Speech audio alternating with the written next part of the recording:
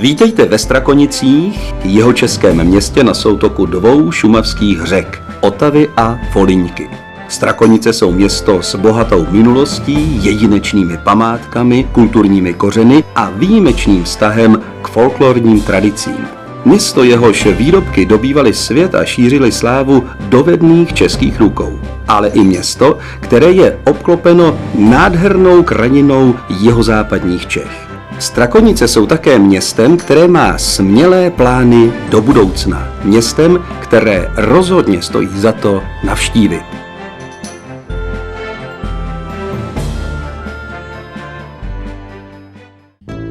Historie samotných Strakonic se začíná psát na přelomu 12. a 13. století. Tehdy na kamenném ostrohu nad soutokem Otavy s Volyňkou vyrůstá středověký hrad, sídlo mocného rodu Bavorů. Důležitým mezníkem je rok 1367, kdy Bavor IV. Rozšiřuje strakonicní práva a vymezuje nové povinnosti obyvatel vůči vrchnosti.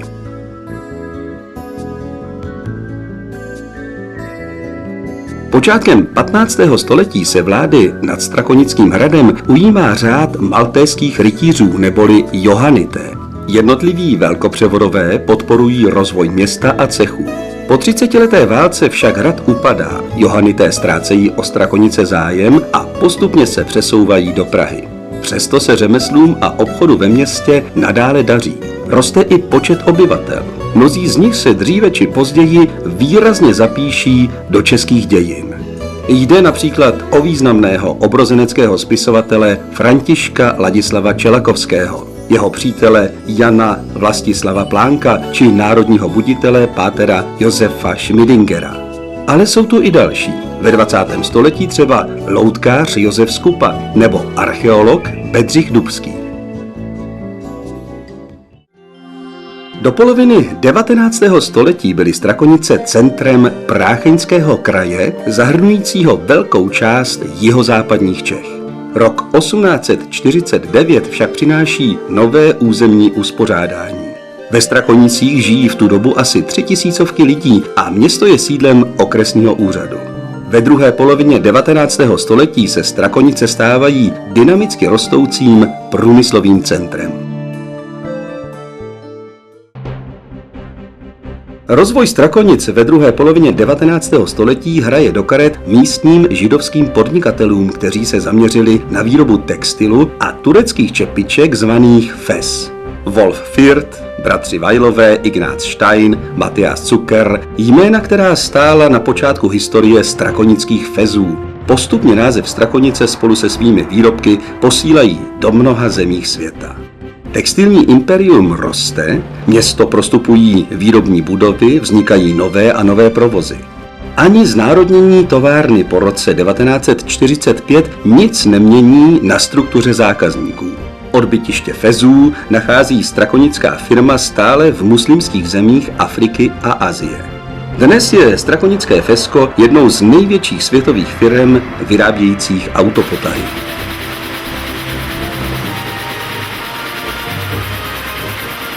Výrazným způsobem ovlivnila historii Strakonic i další velká firma, Jihočeská zbrojovka.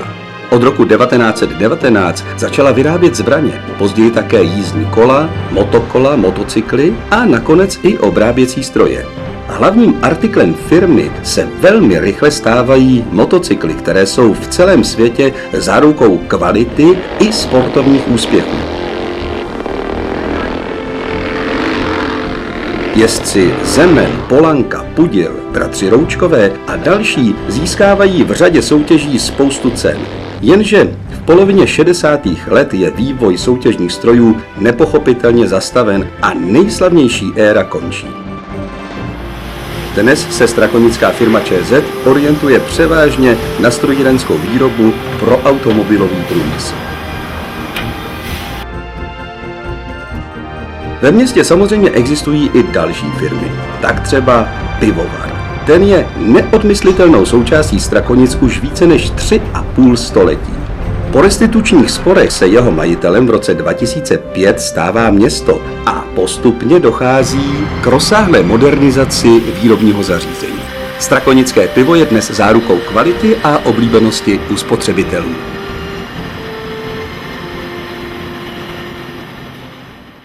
Vraťme se však ještě do strakonické historie.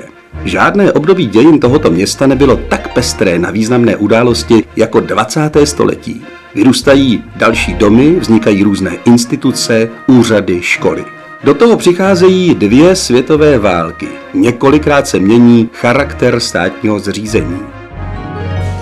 Během druhé světové války nastává paradoxní situace.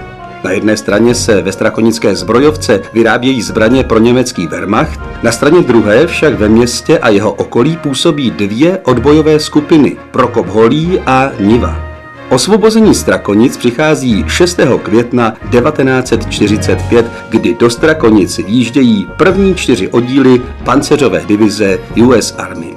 Američtí vojáci osvoboditelé zůstávají ve Strakonicích ještě půl roku a během této doby se zde objeví také jejich legendární velitel, generál Patton.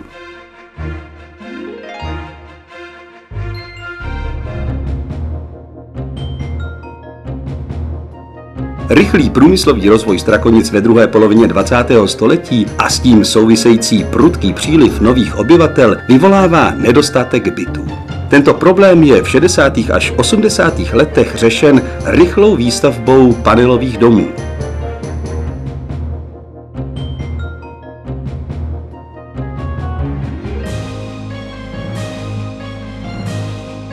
Neúcta k odkazu předků se projevila bouráním v ohromném měřítku, kterému neušla například ani židovská synagoga na Ohradě či rodný domek Františka Ladislava Čelakovského. Romantické předpolí Strakonického hradu je definitivně zničeno mohutným přemostěním soutoku Otavy s Volyňkou.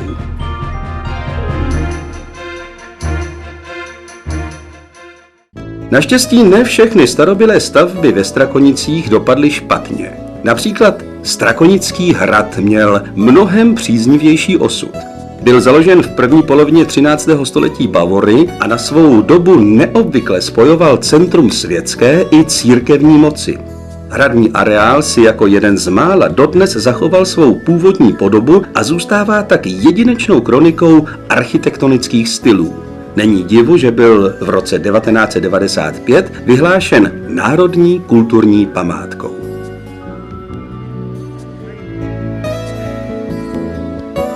Nejstarší část hradu tvoří kapitulní síň a přiléhající ambity, tedy křížová chodba. Rozsáhlá fresková výzdoba kapitulní síně je zhruba 700 let stará. Na kapitulní síň navazuje druhá nejstarší část hradu, hradní palác, který byl prvotním sídlem Bavorů. Dnes v jeho prostorách sídlí Muzeum středního Pootaví, jehož expozice přibližují ve 14 sálech vzdálené i novější dějiny Strakonic a Prácheňského kraje. Zajímavá je stálá výstava zaměřená na dudáctví. Součástí prohlídkové trasy muzea je rovněž výstup na věž Rumpál s kruhovým rozhledem na celé město. Pod Rumpálem najdete středověký dvorek s černou kuchyní a restaurovanou původní pecí. Severní části hradního areálu dominuje budova někdejšího purkrabství, jejíž prostory dnes využívá místní knihovna. Na prvním nádvoří můžete vidět objekt bývalého panského pivovaru. Jeho podkrovní část byla nedávno upravena do podoby koncertního sálu. Hned naproti stojí gotický kostel svatého Prokopa. Směrem do města uzavírá historický areál zámecká rezidence, jejíž základy byly položeny v prvních letech 18. století. Po vyřešení vlastnických vztahů prošel areál Strakonického hradu v letech 2005 až 2010 rozsáhlou rekonstrukcí rozdělenou na 4 etapy. Za téměř 200 milionů korun, jež město získalo z evropských i domácích fondů, se v krátkém čase podařilo vnitřní i vnější hradní prostory citlivě upravit a restaurovat.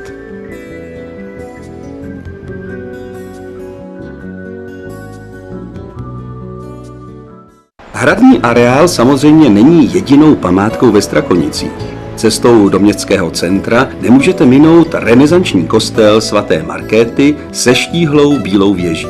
Po pravé straně tohoto chrámu se otevírá pohled na Palackého náměstí s barokním morovým sloupem.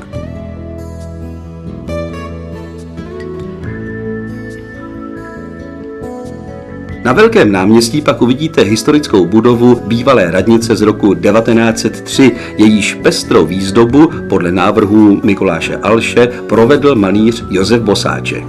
Jen o málo mladší je protější objekt České spořitelny s bohatě členěnou fasádou. Hned vedle stojí původní měšťanský dům U Hroznu s gotickými základy. Kousek dál se k sobě choulí tzv. Papežovy domy s typickými barokními štíty. A dokladem pestré obchodní minulosti Strakonic je původně středověký objekt masných krámů. Zajímavou historii má i největší městský park Rennerovy sady. Tady ve středověku kamennými hradbami a širokým příkopem končilo město. Dnes je tu rozsáhlá zelená plocha, již dominuje klasicistní gloriet.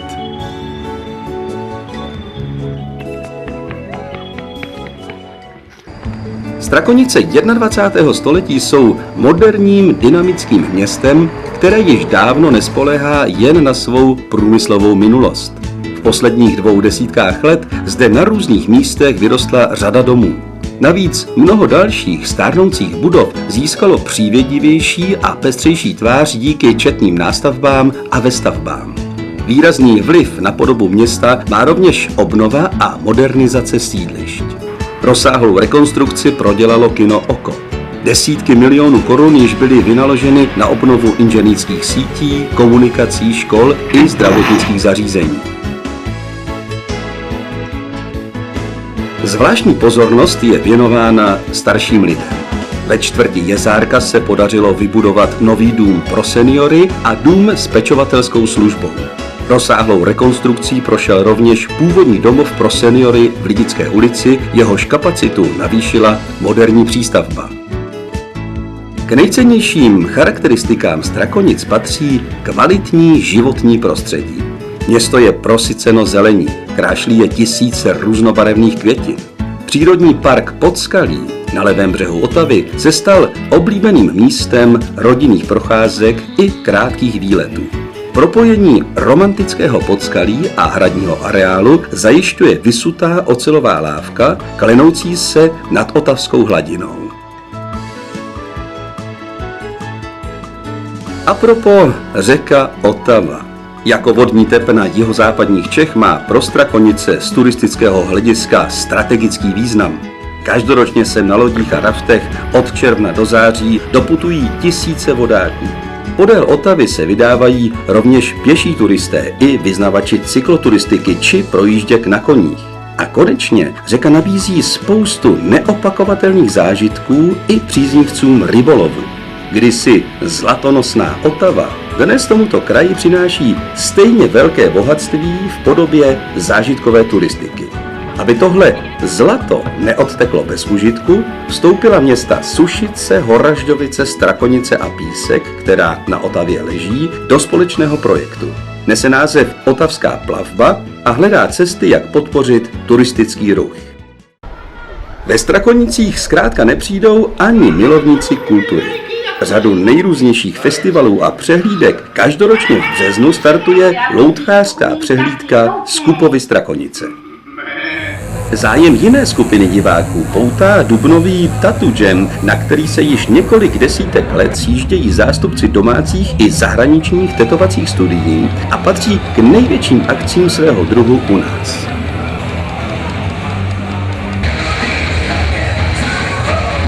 Každé 2 roky město hostí stovky mentálně a zdravotně postižených hudebníků z několika evropských zemí na festivalu Salve Caritas a Salve Vita. Muzikanti a zpěváci přitom nekoncertují jen v samotných Strakonicích, ale své umění vyjíždějí předvést i publiku do okolních měst a obcí. Se Strakonicemi je spojen i další květnový mezinárodní festival Jamboree. Jde o nejvýznamnější bluegrassovou přehlídku ve střední Evropě, proto není divu, že se zde pravidelně objevují domácí i světová muzikantská esa.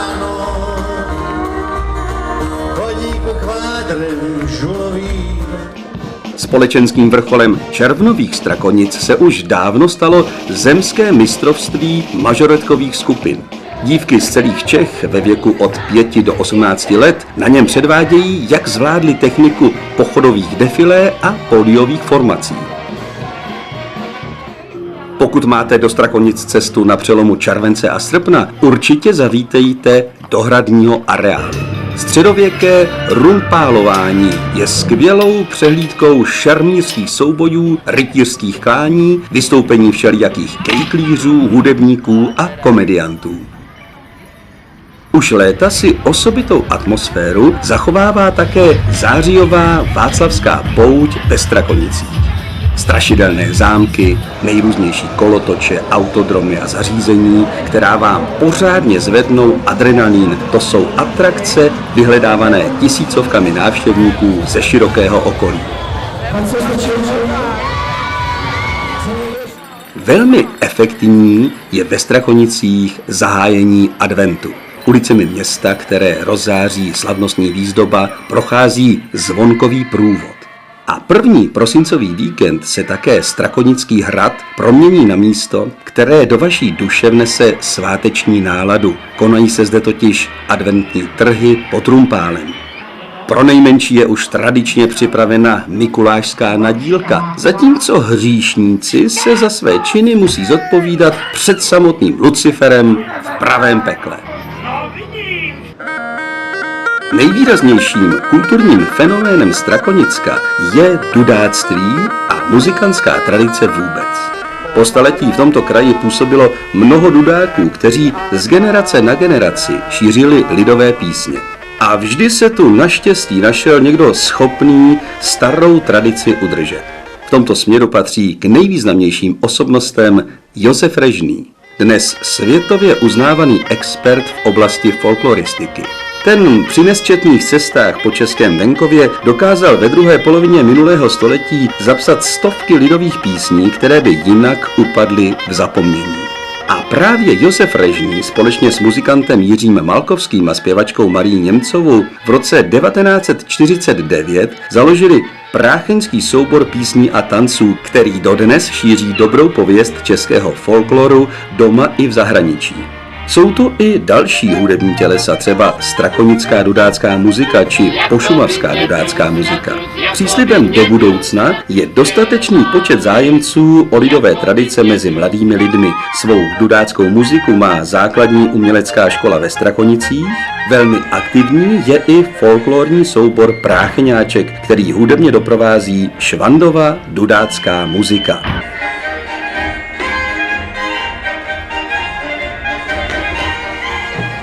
Každý sudý rok koncem srpna se Strakonice promění na meku všech dudáků.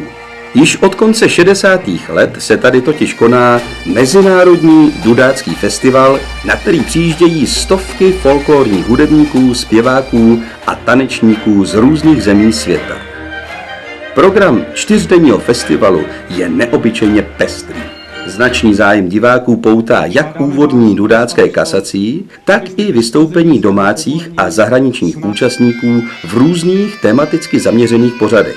Nechybí ani dudácký koncert vážné hudby, dudáci rockeři, dětská vystoupení či mezinárodní mše. Vrcholem každého dudáckého festivalu je nedělní průvod městem a navazující galakoncerty na hradním nádvoří a v letním kině.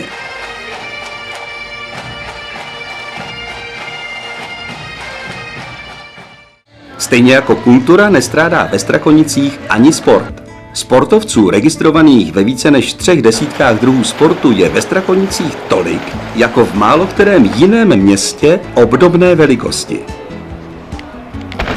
Většina sportovních zařízení ve Strakonicích totiž patří městu. Vedle zimního stadionu je tu i rozsáhlý plavecký a fotbalový areál na Křemelce. Druhý velký sportovní komplex najdete ve čtvrti Na Sídlišti. Jeho jádro tvoří hřiště na kopanou, obkroužené moderní atletickou dráhou s umělým povrchem a sektory technických disciplín. Nechybí ani asfaltový okruh pro inlineové bruslení. Zejména fotbalisty potěší plocha s umělou trávou 3. generace. Mezi 2 krytými halami, které slouží všem druhům míčových sportů, stojí nejnovější oblouková hala určená zejména házenkářům a florbalistům. A hned vedle najdete řadu antukových kurtů a moderní tenisovou halu.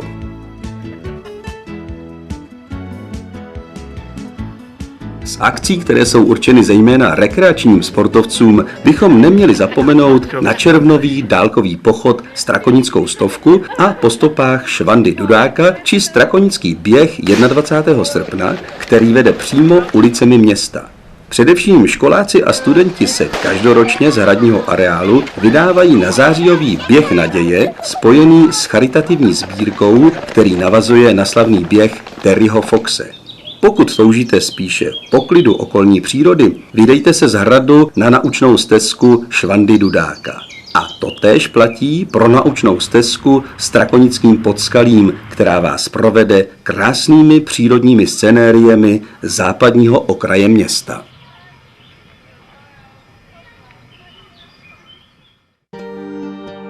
K dalším výletům ovšem láká i okolí Strakonic. To nabízí nepřeberné množství historických i technických památek, stejně jako atraktivních přírodních lokalit.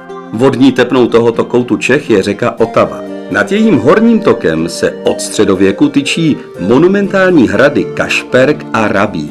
Zachovaným historickým jádrem se mohou pochlubit města Sušice a Horažďovice, kde najdeme řadu středověkých i barokních domů. 2 kilometry od Horažďovic stojí na místě někdejšího staroslovanského hradiště zbytky gotického hradu Prácheň, který dal pojmenování zdejšímu kraji. Dalším výrazným vrcholem, který se tyčí nad středním tokem Otavy, je Kněží hora u Katovic. Při Otavě leží i městečko Štěkeň, kterému dominuje barokní zámek s rozsáhlým anglickým parkem. Poslední léta svého života strávil právě zde slavný spisovatel Karel Klostermann. O kousek dál si připomeneme jinou část české historie. Mezi rybníky Markovcem a Škaredým se tyčí 16 metrů vysoká socha husitského vojevůdce Jana Žižky, který v bitvě u Sudoměře roku 1420 zdolal křižácké vojsko. A to už jsme na Písecku. Královské město Písek se může pochlubit historickým jádrem, raně gotickým hradem a dalšími památkami. Kamenný most přes Otavu z druhé poloviny 13. století je vůbec nejstarším dochovaným mostem v Čechách. 2 architektonickými perlami zasazenými do líbezné jihočeské krajiny ukončíme putování po Otavě. 15 kilometrů severně od Písku se na skalním ostrohu nad soutokem Otavy s Vltavou vypíná raně gotický královský hrad Zvíkov. Severně odtud nad Orlickou přehradní nádrží stojí zámek Orlík s novogotickou švarcemberskou hrobkou.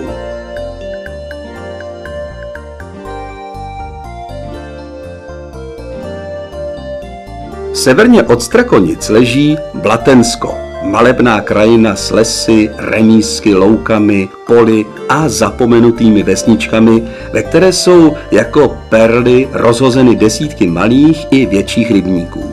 Centrem oblasti je město Blatná, jehož dominantu už po staletí tvoří původně gotický zámek s charakteristickou bílou věží. Kousek od Blatné, severním směrem v Paštikách, se na malém návrší tyčí barokní kostel svatého Jana Křtitele. Jde o jedno z posledních děl známého stavitele Kiliána Ignáce Dientzenhofera z poloviny 18. století.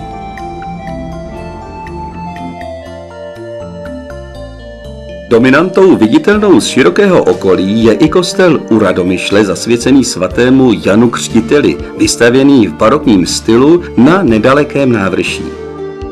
Milovníky historie pak jistě potěší návštěva barokního zámku v Velnářích, kde mohou obdivovat jedinečnou freskovou výzdobu i zámecký park. Zhruba 8 kilometrů jižně od Lnář v obci Kadov se nachází nejznámější Vyklan v Čechách. 30 tun těžký balvan, který má obvod 11 metrů, lze rozhýbat pouhým dotekem ruky. Stejně podmanivý charakter jako okolí Blatné má další mikroregion – Vodňansko. Vodňany jsou městem s bohatou rybářskou tradicí a dochovaným hradebním systémem. Centrum města tvoří čtvercové náměstí s kostelem Narození Panny Marie, který zdobí sgrafitová výzdoba podle návrhů Mikuláše Alše. V blízkém okolí bychom neměli vynechat přinejmenším 2 lokality. Tou první je mariánské poutní místo Lomec, oáza klidu, kde můžete zapomenout na starosti všedního dne.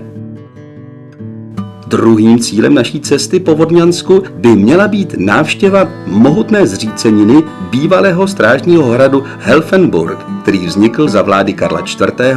V polovině 14. století. Vaší pozornosti by rozhodně nemělo uniknout ani Volyňsko, oblast ležící jižně od Strakonic. Hned na jejím okraji najdete vesničku Hoštice, kterou proslavila trilogie filmových komedií zdejšího rodáka Zdeňka Trošky. A je tu i hrob zpěváka Michala Tučného, který tady chalupařil a zdejší kraj si zamiloval.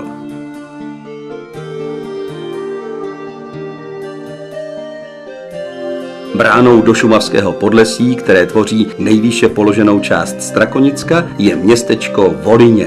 Na zdejším náměstí stojí budova historické radnice s loubím a věží se sgrafitovou výzdobou. O kousek dál můžete navštívit historickou tvrz, v níž dnes sídlí muzeum. Nedaleko od Volyně leží městys Čestice. Ten se může pochlubit romantickou cestou na Kalvárii, kterou lemují kaple, a taky starou poustevnou. Několik kilometrů od Čestic se nachází obec Dobrš. V malém prostoru této vesničky najdete 2 původně románské kostely, tvrz a zámek. Naši cestu po blízkém okolí Strakonic zakončíme v Hoslovicích. Tamnější středověký vodní mlýn, který se po Strakonickém hradu stal druhou národní kulturní památkou na Strakonicku, je nejstarší dochovanou stavbou svého druhu v České republice s unikátními původními prvky. Celý skanzen tvoří dobová mlýnice s obytnou částí, chlévy s kůlnou, stodolou a také sad, louky i rybníček s náhonem.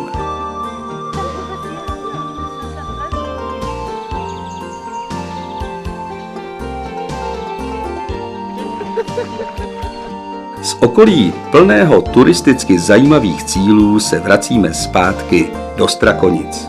Do města se zajímavou historií i současností. Do města, které stojí za to poznat. Do města v centru jihozápadních Čech, které je svou polohou ideální pro výlety do krásného okolí. U nás ve Strakonicích budete vždy vítáni.